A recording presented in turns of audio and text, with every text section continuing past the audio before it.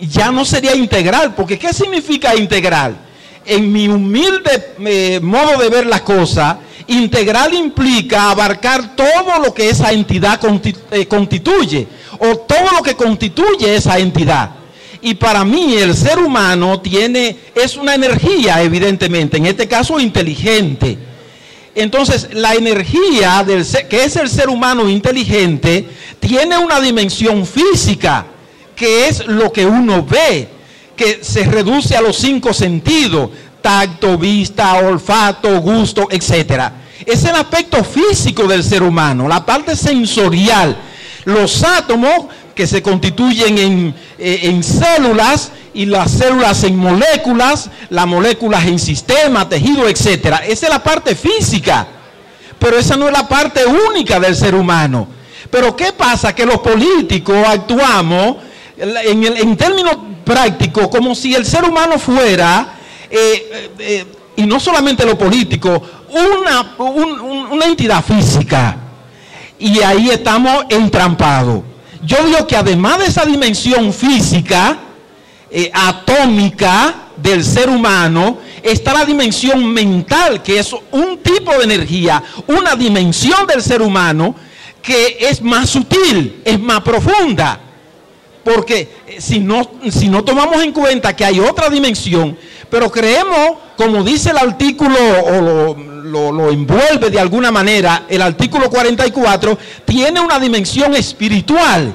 Es decir, una dimensión que trasciende el aspecto inestable, cambiante.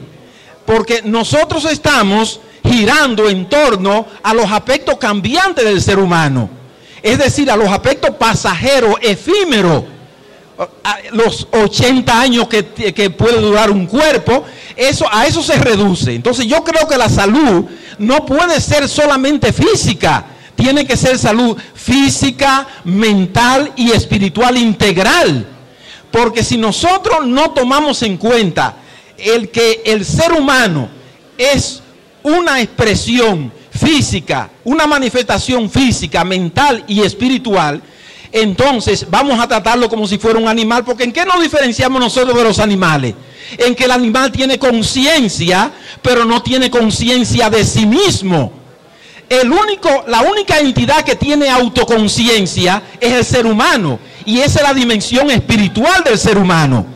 No hay otra entidad que tenga la autoconciencia, porque yo me doy cuenta de lo que hago, me doy cuenta de mi devenir, me doy cuenta incluso de mi desarrollo. Solamente el ser humano tiene esa capacidad. Esa es la dimensión espiritual, la conciencia. Entonces, ¿qué es lo que sucede? Que nosotros no tratamos al ser humano con esa dimensión.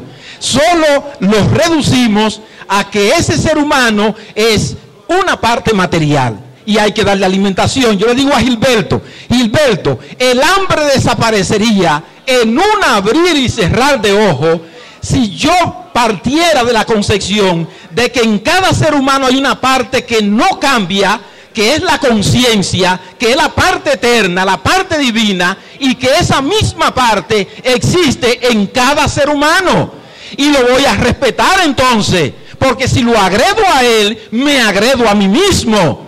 Si lo daño a él o a ella, me daño a mí mismo. No hay otro camino para resolver el problema de la humanidad. No hay otro camino que reconociendo en el otro una entidad que existe exactamente igual en mí también.